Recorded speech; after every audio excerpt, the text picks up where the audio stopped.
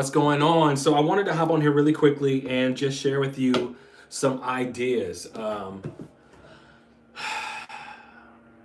That pinky though, appreciate it. Just share with you some ideas of how you can make a song feel a certain kind of way without overthinking it. So the group that I was doing before, I was really only focusing on three chords, right? So I'm in the key of G, right?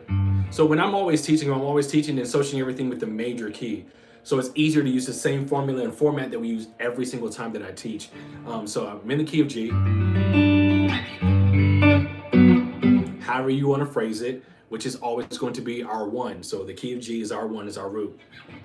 So I'm focusing on that relative minor. I'm giving you a lot of different things, but it's essentially the six, right? The relative minor to any major is the six of that key in that scale.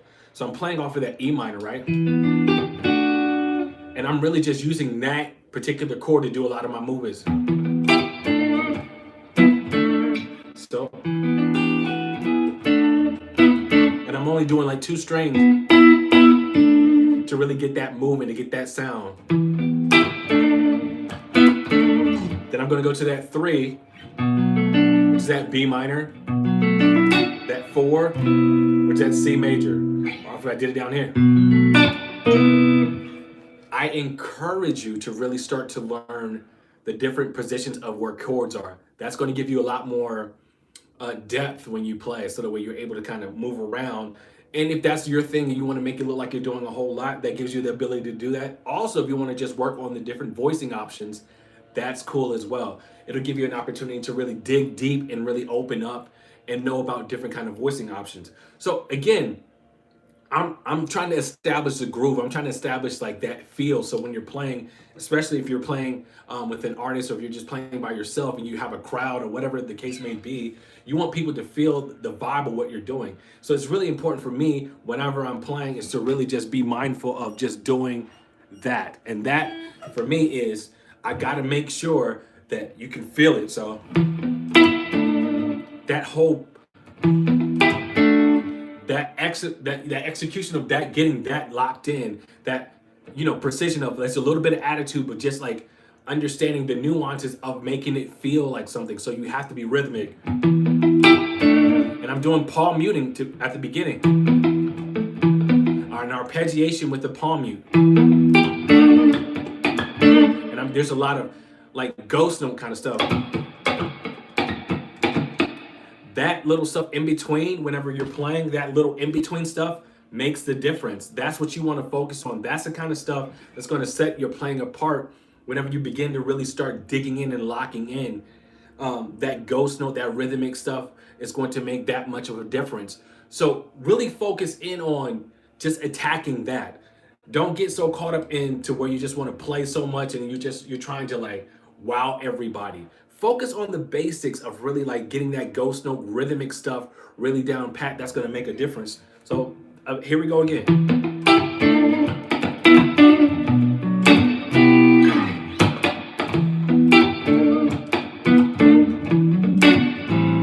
So I'm going to go from that 3 to that 2, which is that A minor. And then I might walk back up. And what I'm doing, this is just a different voicing of C. So I'm just doing a different voicing, right, of that C. I'm playing just 3 notes like a triad. Because it's a quick, I'm not strumming the chord, it's like a quick, just like I'm poking at it real quick. And if I wanted to, I can make that a groove.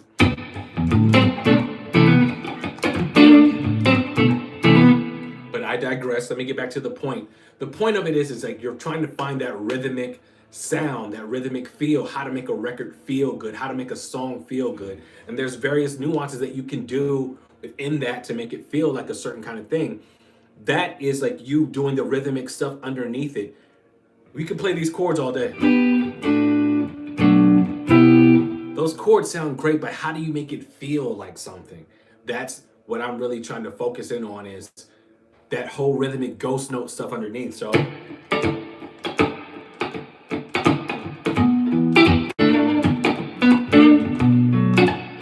it's one of those things you have to practice that is not going to just magically appear in your hands, right? So there's certain times that I play with the pick, there's certain times I play with my fingers. So if I'm doing with my fingers,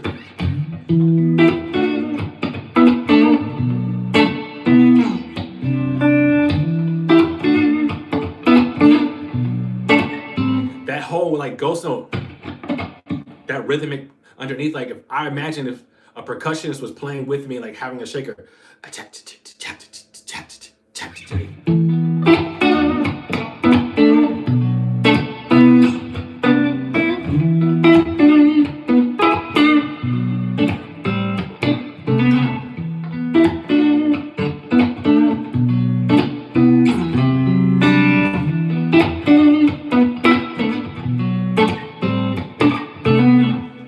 I'm creating the rhythm. I'm creating it myself. So that way when you listen to it, you find yourself or other people will find themselves kind of like bopping to it, like, oh man, this feels really good. And all you're not doing that much. You're just creating and establishing that rhythm. If you really want to make a record feel good, if you want to differentiate your playing from other people, it's not about wowing them with 50,000 notes that you can play. That stuff is great. We're talking about what makes a song feel good. It's the rhythmic part that you can really focus in on in your practice time. Like I want you to lock in and be keen on that. If you don't get anything else from this live that I'm doing, I want you to really focus in and know that the rhythm is just as important, if not more important sometimes than you playing the right notes. Don't get me wrong, you can't just be out here playing whatever you want to play, but that feel, how you want to make a record feel is just as important. You want to key in on that because that's what's going to separate yourself and differentiate your playing from other people. Let me pause for the cause right here and pay a few bills. I'm not shooting any kind of commercials, but I'm gonna let you know, if you love what we're talking about, but you want to go a little bit deeper, I implore you to go to kerryscamp.com. There's so much information that I share with my community that you get a constant teaching from me. And I talk about lessons like this and so much more to really unlock your full potential as a guitarist. And what we decided to do was we let people have a 7-day trial run. So there's no credit card involved. You're not any kind of payments or anything up front. You get to try it out for 7 days and look and try it on and see if it's something that you like, if it's going to give you the information that you need. And if it is, then like, of course, you can sign up and become a member of this community. It's an awesome guitar community of guitarists all over the world that they have me as their mentor. I sit and I teach them exclusively, extensively, different things that are going to help increase their playing. So that way you can unlock your full potential on this thing. There's so much stuff that you can get out of playing this thing. And I want to help you get that because I know what it feels like when you finally are unable to, or you're finally able to unlock your full potential and be able to get this instrument and just do all types of things with it. And I want to help you do that. So let's get back to the lesson. Again, we're in the key of G for those that may be tuning in right now. Every time that I teach, or even if not just teaching, every time that I play, I always associate everything with the major key. Doesn't matter if the first chord is a minor chord. Does not matter. I'm going to find what major key it's in so I can use the same formula every single time that I play.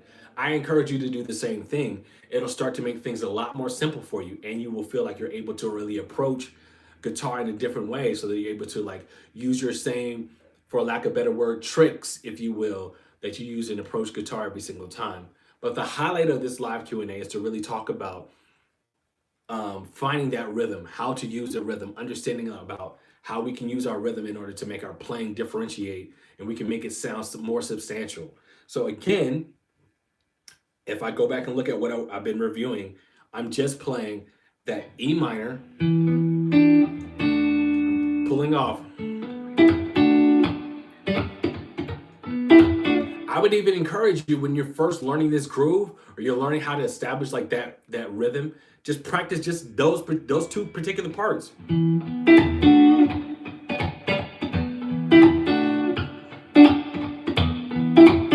Like establishing that groove, you want to get that locked underneath your hands. Don't be so cool to be like, oh, I know the chords and move through it so fast that you don't really get the meat of the lesson. That's not the point. There's plenty of times that I'll start in my own practice time and I'll find myself really just looping maybe a couple different parts of the progression before I learn the whole progression to really ensure that I get it locked in the way that I want to have it.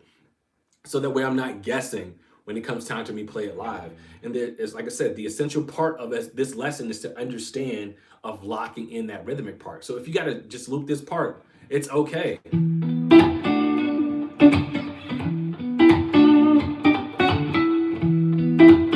And then when you're doing that, you can even find like there's even sub melodies underneath that I'm using. That's in the chord.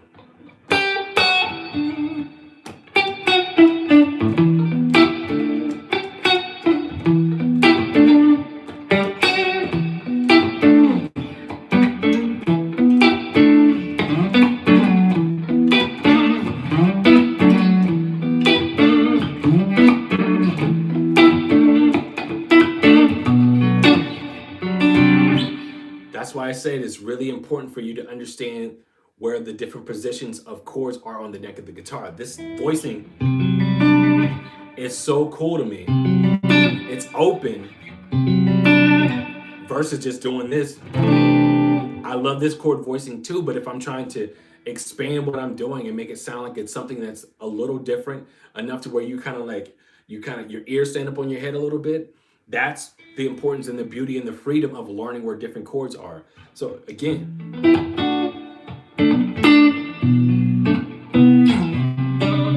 so I played that C right here, that C major 7 in the 6th string position, but then I want to go just for a little flavor, like a little extra oomph on it. I go to that open C that I'm playing. Eric Johnson style chords where you play chords where he focuses a lot of times just 3 notes out of the main chord.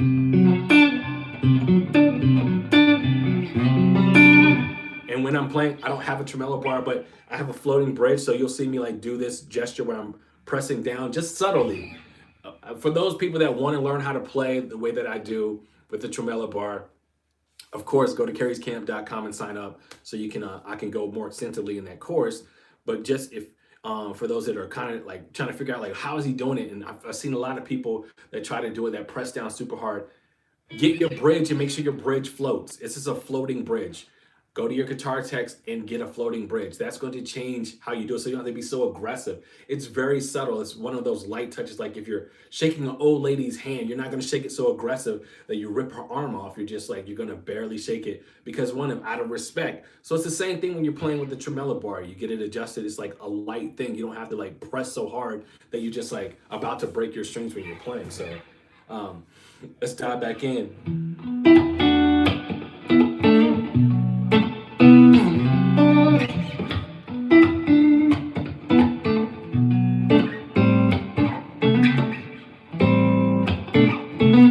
This chord again, this is the C chord, but I'm just doing the Eric Johnson style, which is a triad, just doing 3 notes out of that chord.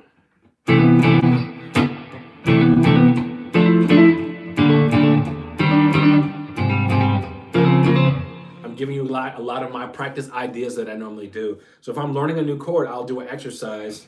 So I'm doing it in the 6th string position.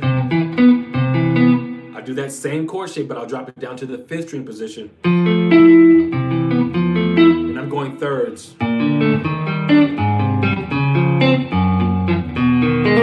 So I get used to what that chord feels like.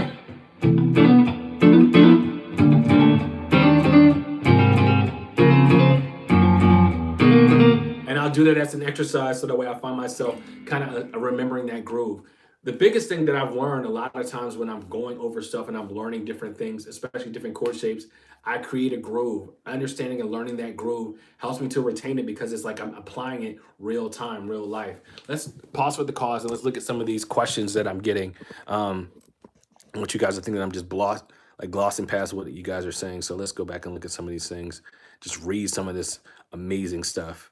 Somebody says, yo, how long have I been playing? So I've been playing for close to 25, almost 30 years. What other questions did I get? It's TJ. How do I get that tone? I'm really meticulous on how I get my tone, right? So these, if you don't know, I'm a huge component of Lambertone pickups. So pickups are like microphones. Pickups definitely help you get your tone. I dial in my tone with my amp. I like to make sure I go through the bass to the treble in the mids and find that sweet warm spot. I like to play with some reverb, not too much to where it's like it's oversaturated, but enough to kind of wet the room and I like to play to the room. So I've got a quilter reverb. I believe it's 101 head and cabinet that I use.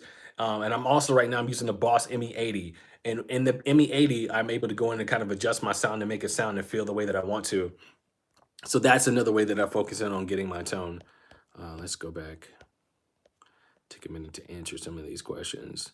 Bro, I have such a hard time connecting modes and the pentatonic scale. All right. So I don't really focus in on teaching the modes because um, there are a lot of times that, how can I want to phrase this in the right way so that way I don't offend anybody.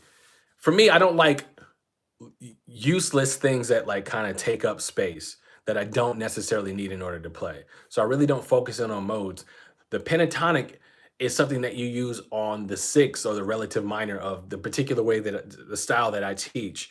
Um, Learn that particular pattern. There's an exercise that I taught to my community, my online community called Kerry's Camp, where you can take, this is just another freebie since we want to go back to that question, how you can use a minor pentatonic and make it feel like it's a whole lot, right?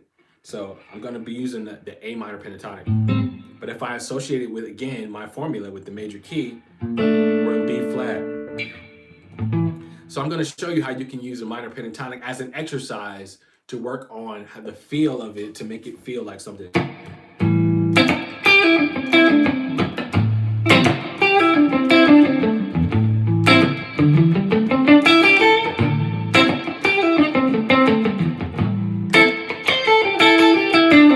So like what you're doing is while we're creating that groove, I'm using the notes that are in that scale and finding myself creating like a rhythm.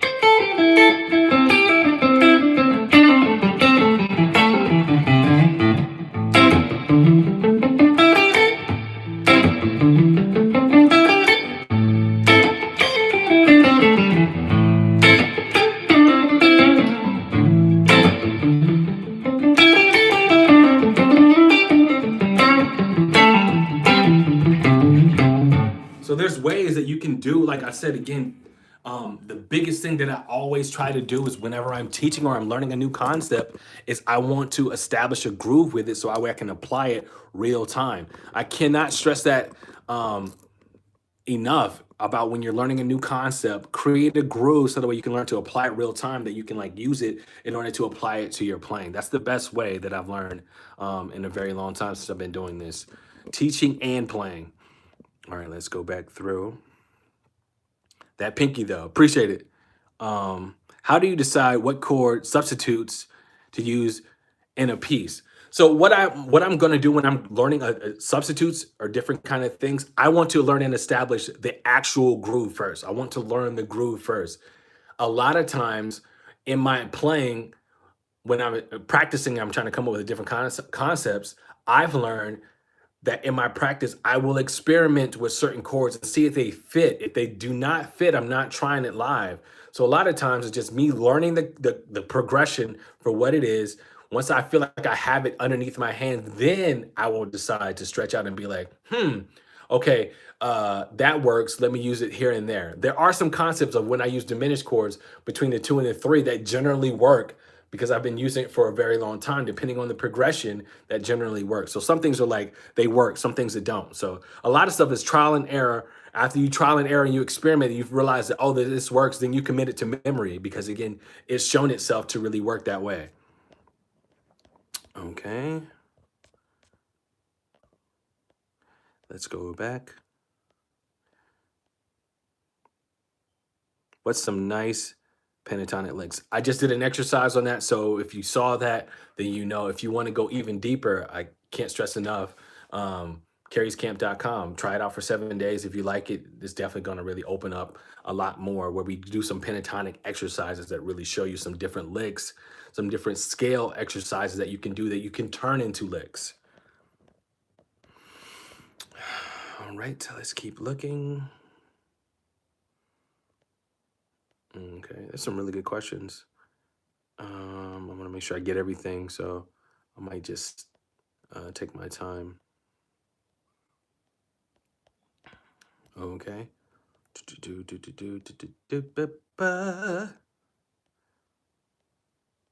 Beautiful. Such a great guitar. Your voicings, thank you. What's your effects chain on the Helix? I don't have my Helix in front of me, and honestly, what do I have on my Helix? I have some delay. I've got a reverb. I got some overdrive. I'm also using an amp on there as well. I'll have to go back and look through, and I'll do one. Matter of fact, I'll do a live where I talk about everything that's in my Helix. That'll be another one that I do. That's a good question. I know a lot of people have been asking specifically about my Helix setup. Um, wow. What's up, dude? What's up? Your thoughts on octaves? Octaves, when used correctly, can be effective. I'm not. I don't use them a lot when I'm playing, just because again I'm not playing jazz. Now, if I was playing jazz and I was focusing on being a jazz musician, then octaves would definitely be great. But for R&B, they don't necessarily work all the time because the songs don't require it. So I'm not going to do anything else extra that a song does not necessarily require. Maybe if I had to do a soloing situation, it could work, but I wouldn't necessarily use octaves. Octaves are great, but they don't work in every situation. Okay, let's go back to these questions. What's your favorite progression? Finding My Way Back is one of my favorite all-time progressions. I'll do that anytime when I'm in sound check. By Jaheim. So if you listen to that song by Jaheim, Finding My Way Back, that's one of my all-time favorite progressions. Okay. Okay, it's frozen. Trying to figure this out. You guys are asking some really great stuff.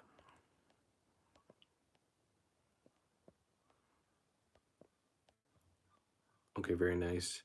I tune into your channel and find Cut Life. It says, how do you, so we answer that. It says, I play with a rapper and one of the tracks is a G power chord. It says, I don't know what to play. It doesn't sound busy. Just playing around G is kind of, nah. So if you're playing for a rapper, I would say a lot of times, depending on what, most of the times when I play with a rapper, I use overdrive. So if I'm doing like power chords, and then maybe like here and there, I might do a small subtle lick. I'm not trying to kill them by being so busy. Like I hit power chord, and like a note here or there, like it's like a feel, like you're double dutching or you're jumping rope. You want to time it when you jump in, so you're not doing something every single time. I'll leave the space I'm listening for when he's doing his lyrics, so I try to not make it so busy. Like when he's taking a breath, then maybe I like when he's taking a breath, I might do a lick in there in that space. So that's an idea, that a concept that I normally do whenever I'm thinking about like playing behind a rapper. I play behind 2 Chainz. I play behind Ty Dolla Sign. So I play behind a number of rappers. So that's generally the concept of what I do whenever I'm playing behind a rapper. All right. I'm trying to look at all these questions that you guys have.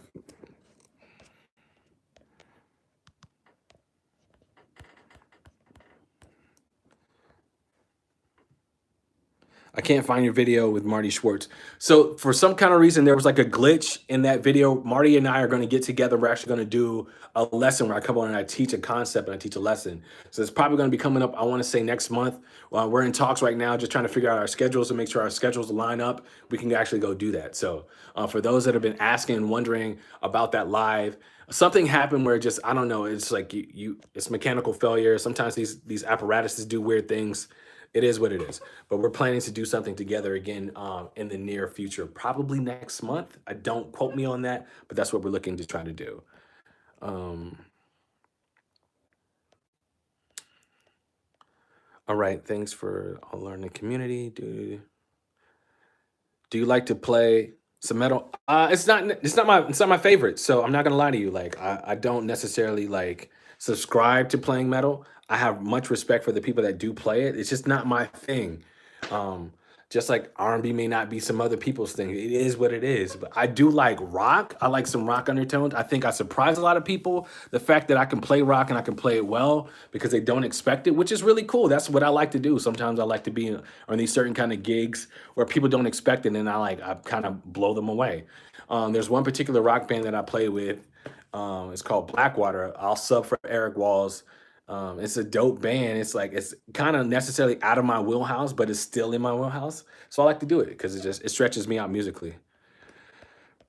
Let's go through. It's a lot of questions and a lot of feedback, which is great. So I want to make sure I try to get everything. I don't want to like go over and miss anything. So, um, what other situation? I've been rocking with you since your gospel chop. Since they need, I mean, I listen. If you reach out to the channel on gospel chops, I would love to do another situation with gospel chops. I think it's really cool. Any tips on playing licks, solos, um, like 2 feet? All right, so I tell people all the time, especially my students, and like I said again, I've already shared with some people, but if you haven't seen, go sign up at carriescamp.com. I teach soloing tips all the time. The biggest thing when it comes to soloing is melody. If you play the melody of the song, people are going to like that. If you have, as a fail-safe, if you run out of stuff to do for the melody, go play the minor pentatonic scale. It's going to give you just a bunch of different options that you can use. You have to be careful not to make it sound too bluesy, but you can give yourself options if you run out of options whenever you're soloing. Tips on overcoming anxiety when you're performing live. That's a great question.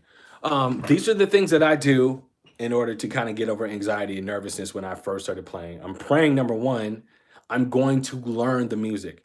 If you know the music and if you learn it to like really, really know it and you feel comfortable with it, you can take solace in that. Like, I know the music. And then another thing that I would tell you is to be confident in the fact that they call you to do the gig. They didn't call anybody else. They were like, whoever you are, they called you to do the gig. So take confidence in knowing that. So that's another way that I keep myself secure. I know the music. I feel confident in knowing the music. They call me to do the gig, so they have the utmost confidence in me. If they didn't have the confidence in me, they would have never called me to do the gig. So those are two ways that I pray. I'm sorry, there's three ways: pray, know the music, and then I have the confidence that they call me to do the gig. So I let myself know that, like, at the end of the day, they could have called anybody else in the world, but they called me to do this situation. So if they believe in me, then they know that I can do this job, and that's how I get over anxiety. Um, I would say another way that you could do is when you practice, like practice the way that you're going to play. Like if you stand up, stand up. If you have to put a mirror in there, have a mirror in front of you so that way you get to see what you look like and kind of like tweak different kind of vibes. Like, oh, I make too many things with my face, or there are certain things that I don't do. Like when I should be like dancing, I should be grooving. Find different kind of ways that you do. That's another way that you can like look at it and be like, oh, I want to tweak these different things. So look at yourself or record yourself. Like set a camera up and record yourself when you're practicing and go back and watch the tape. That's another thing that you can do. What humbucker pickups do you have?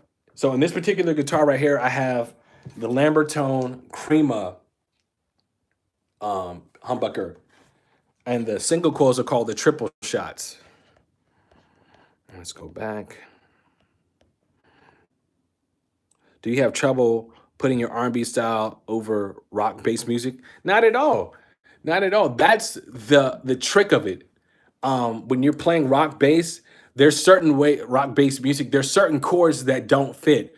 You have to respect the genre. So when you respect the genre, but I definitely will use like R&B like tones and like feel and flavor in certain aspects of rock music. I'm not trying to get away from who I am. And then they called me to do the gig because they know I can do it. So I'm gonna give them a little bit, but I'm not gonna like not respect the genre and not play the music authentically.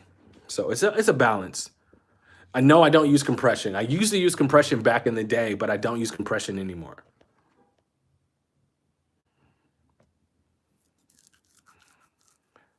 Yeah, I like Peter Frampton, man. Like, I mean, TalkBox is amazing. I used to use TalkBox several years ago. The reason why I stopped, there was like a grounding issue with my setup. So I used to get shocked. Every time I would do it, like my lips would touch the mic, I would get shocked. So I stopped using it for that particular reason. But like he's innovative. Like he innovated a lot of stuff when it comes to music. How often do you practice? And how long have you been playing? I generally practice every day. It may vary. Now, if I have a show coming up, then I'm going to practice probably specifically for that show. But if I'm just practicing for the sake of practicing, it may be 20 minutes, right? Like at a part of the day. So all in total, it may total up to be like hours. But I may do like 20 minutes right here. I don't just slave away and try to do like 3 hours straight. That's not what I do. I may get up in the morning and be like, I just want to warm up. I'm going to practice a little bit, work on some scales, work on some chords, work on my groove, work on soloing. There's different aspects of what I'll do each day. I want to like, it's like being a basketball player. Like you work on your layups sometimes, and you work on shooting, then you work on your pivot moves. There's stuff that you do every time throughout the day. You don't do the same thing. And there are times that I'm not going to practice um, for 20 minutes. I might practice for 6 hours straight, depending on if I'm learning some material. Give yourself breaks. Don't try to just slave through it and get through it. You can have overload and just be like, you know what, my mind is mush. I can't focus right now. Just take time to step away from it. It's okay. Which guitars have influenced you the most? All right, so my background is gospel R&B. So the guitars that have influenced me the most are, I would say, Eric Walls, Sean Hinton, Kevin Wilson, um, Spanky, Agape Jerry. I like him. J Mo, Chris Payton, Paul Jackson Jr., Eric Wall. I mean, I said Eric Wall, Eric Johnson, Eric Gales, and who else? I like Brian Mays from Prince, not from Prince, but from Queen. I like Prince. There are a lot of different. I feel like my influence is almost like a pot of gumbo. It doesn't make a lot of sense. It's just all over the place. But each person gives me something, and that's what I appreciate about the guitar. 15 people can get this same instrument and make it sound 15 different ways. That's the joy of it. Any female guitarists you like? Yeah, there are a lot of female guitarists that I like. I don't want to start calling out names because I may not get people's names correctly. But there's this one girl that I met. I believe she's from like Brazil. I met her at NAMM. She's phenomenal. There's another female guitarist that plays for Halsey. She's phenomenal. Francesca Simone, she's a phenomenal. There's so many, like the girl that plays for Lizzo, she's phenomenal. There's so many dope female guitar players out there, like that probably don't get enough shine and get enough light. But they're super dope, and I respect their craft because they do a lot of stuff that I can't do, and I'm just in awe of them. Like I would love to just sit with them and like pick their brains and like learn from them. That's the one thing about guitar. It's like I liken it to like being a basketball player. Everybody has a different kind of flavor that they can do. It's the joy of it is like let me work out with you so I can learn some of your techniques, and I want to share some of my techniques with you. It's about all growing and just gaining more information at the same time. It's just really cool. It's really powerful. Let me get through. How many guitars do I own? I own enough. I probably have too many. I'm not even gonna lie to you. Um, but guitars are like shoes to me. Like, how many pairs of shoes can one person own? You can own as many as you want because they all do something completely different. Sometimes I get them because of the sound. Sometimes I get them because of the colors.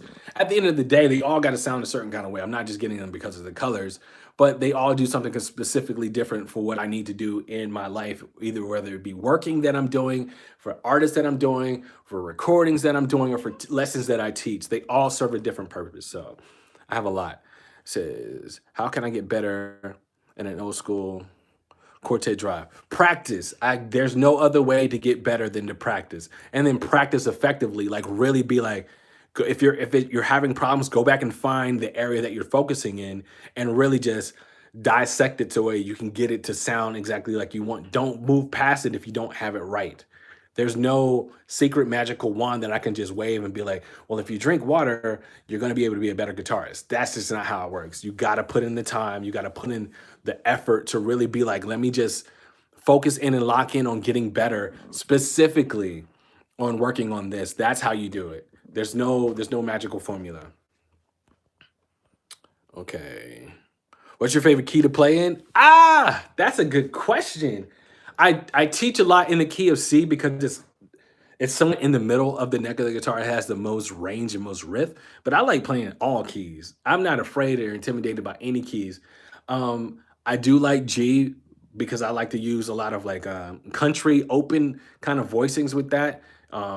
Hence why I taught the first part of this video. I taught in the key of G. I like C, I like E, I like F, I like B flat, I like E flat. I mean, they all serve a purpose. They all have something different. There's different songs that are associated with different keys, so they all do something completely different. I like C sharp. I mean, they all do something different. So they will all, I guess, be considered my favorites. Got 2 time schedules. Single coil or humbuckers? Ha! That's a good question. Man, y'all about to make me like, whoo. Single coil or humbucker. This is what you do. You get both. One of my favorite setups is the Strat HSS. I love it. Two single coils and a humbucker is like it could essentially do everything. When I'm playing, really depends on the song and it depends on what the artist is looking for. There are some guitars. I just recently got a new guitar. Not recently. Well, I was on this tour and one of the guitar techs that I was reaching out to, I was like, I want something with humbuckers because I feel like it'll fit better. So it just depends on what the gig is. One of my favorite all-time types of guitars is the Strat with two single coils and a humbucker, just because I feel that I'm able to do a bunch of different things with this type of guitar. I love humbuckers. I love single coils. I love P90s. It just depends on what the gig calls for. How many times do I have to practice in a day? It's up to you. I mean, there's no magic number. It's till you feel like you're comfortable and like you got it. There's no magic number. You can't be like, oh, if I practice twice, then I'm straight. No, if you feel like you're gonna practice once and that you got it, roll with that. If you feel like you need to practice multiple times throughout the day, then roll with that. And you have to practice until you feel like you got it. There's no magic formula to be like, oh, if you do 6 times, then that you'll be straight. That's not how it works. Let me go back to that question. That was a really good question. I didn't finish all of it. I got so many questions coming in. I think I missed it. Oh man. Can you show some of your chords from Touch You? That Touch You session was so long ago. I have to go back and listen to that record. It says, do you recommend the Fender Player Strats? Looking for a first real guitar with no brand. All right, so depending on your budget, I would say maybe getting a good Fender. If you can afford to get a good American Fender, or if you're able to afford getting a Mexican Strat, I would gut the pickups out and maybe upgrade the pickups. If the guitar feels good in your hands, that's the biggest thing, is that it feels right. If it doesn't feel right, find something that feels right if you're on a budget. And then I would gut the pickups and change out the pickups. This is an American Strat that I have. I just did not like the pickups that were in it. So I went and I found pickups that I really believe in. Lambert Tones, I can't stress this enough, is probably one of the best companies when it comes to pickups that I've found that work for me. And I've suggested it to a lot of different guitarists, and it's definitely changed their voicings and their overall sound of their guitars. So I endorse Lambert Tones. Until they make something else better, then I'm probably going to outfit most of my guitars with Lambert Tones. I can see how many guitars do I have. Well, I have 4 guitars right now currently that have Lambert Tone pickups in it. So I believe in their brand. Okay. Do you have any special picking techniques? How do you hold your pick? Right, so this is how I hold my pick. I hold it between my index finger and my thumb. I will use my fingers every now and then to kind of do like a hybrid thing. Or if I'm even playing, sometimes I'll do this where I just use my thumb to like hit the base of the chord and then I'll pluck with my index finger and my middle finger. That's my technique. There's no other special formula. And I always play with a medium size pick. I preferably love the Fender mediums. These picks I've been using, I can't even tell you, since childhood, and I have an affinity for them. So if I'm not playing any kind of jazz, then this is the type of pick that I will use. Okay. Do you like headless guitars? Not necessarily. Thank you for answering the questions. From watching your videos, my tone has been improving. Oh man, that's awesome. That's what's up. I love to hear that. How do you improve your ear? You got to listen to like random records and force yourself and challenge yourself to learn what key it's in. The only way that you're going to get better at something is practicing at that specific thing. I listen to a lot of different records. I challenge myself to be like, okay, what key is it in? What are the first notes? Okay, cool. It's an exercise every single day. So if I were you, I would practice like learning at least 10 songs. You don't have to learn them verbatim, but at least learn what key they're in and learn the progression. So the way you're forcing your ear to be like, okay, cool. I don't have perfect pitch, but I have relative pitch. Some people have perfect pitch. I've worked myself to get relative so I can tell like, huh, and it sounds like it might be in this key. And I may be a couple keys off, but at least puts me in the ballpark to where I know where I can find it. All right, let's continue to answer some of these questions. All right.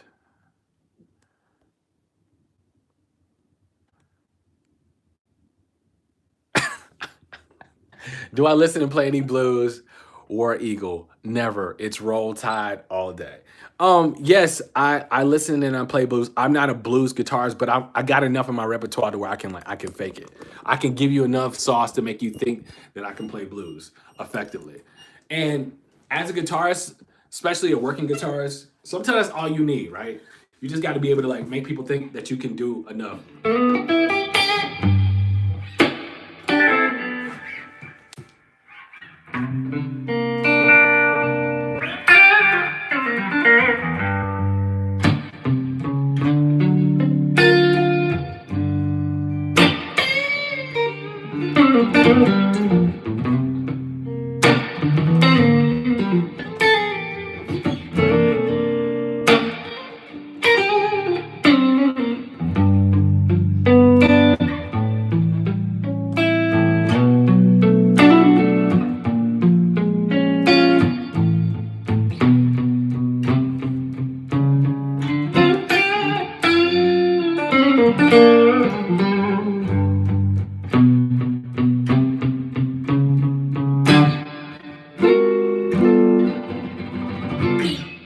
So yeah, I'm not a blues guitarist, but I got enough to where I can make you feel like, oh man, he knows exactly what to do.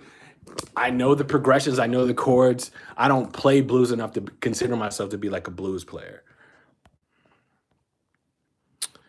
What gear is necessary for a church R&B blues song? It says I want to improve my tone. It says I do have a mojo tone, tweet amp combo. Would it be a waste of time? Nah. All right. So there are some essentials that you have to have. I feel like you need to have either you get an all-in-one or you get a pedal board. You need to have a great tuner. You need to have some reverb. I think you need to have a delay. You need to have a good overdrive. Your amp, you just got to be able to tweak it and massage your tones. That's the biggest thing. Doesn't matter if it's a solid state or if it's a tube, if it's expensive, it's inexpensive. Whatever situation, whatever instrument that you get, whatever amp that you get, you got to be able to make it sound good. That's the biggest thing. The tone, a lot of times, is in your hands, not necessarily in your gear. All right, I've been playing for around 7 years on an acoustic and training. It says, I haven't gotten the electric yet. It says, what do you feel about learning on acoustic and transitioning to electric? You have the upper hand. If you learn on an acoustic, I feel like you have the upper hand. A lot of times, acoustic guitars, necks are wider, the strings are a little bit more difficult to play. So I feel like you have an upper hand. A lot of times, I teach people to learn on an acoustic first before they transition to an electric. It's easier, in my opinion, for people to transition from acoustic to electric than the other way, unless they've been playing for a long time and they understand the differences. Now, there's two differences that I tell people all the time. The strings are different and the approach is different. So be mindful of that when you switch and you transition from acoustic to electric.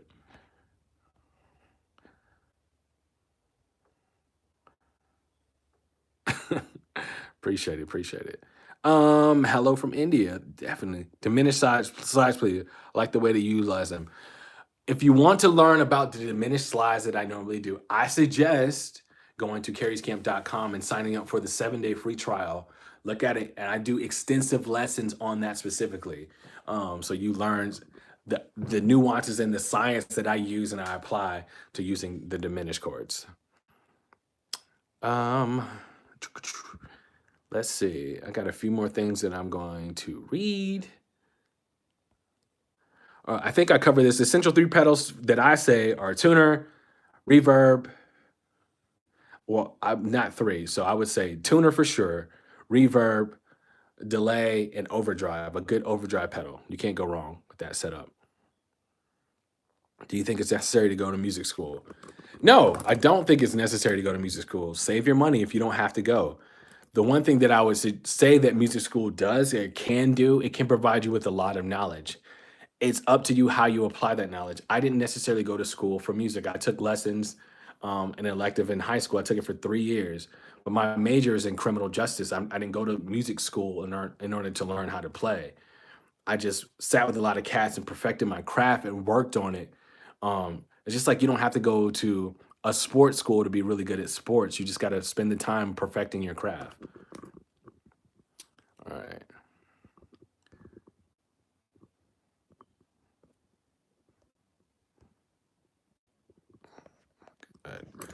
I'm sorry, my phone is tripping.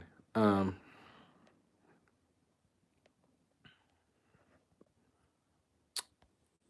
yes, Carrie's Camp is beginner friendly. I have courses that are specifically for beginners, courses that are specifically for intermediate, and courses that are for advanced.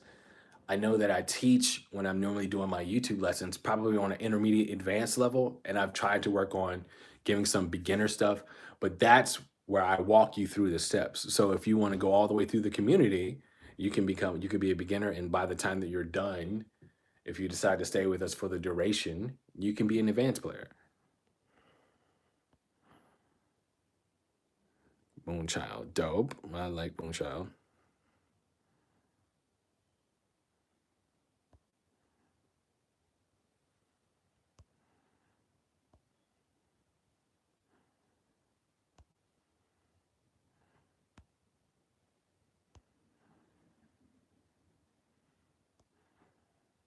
All right, let me read a few more things.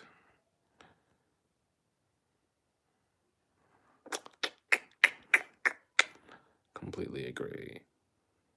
No, do. All right, so I'm gonna wrap it up. I hope you guys enjoyed that lesson. We were talking about feel. I can't stress that enough about how to make a song feel good. That's the important issue that I want to really address was how to make a song feel good.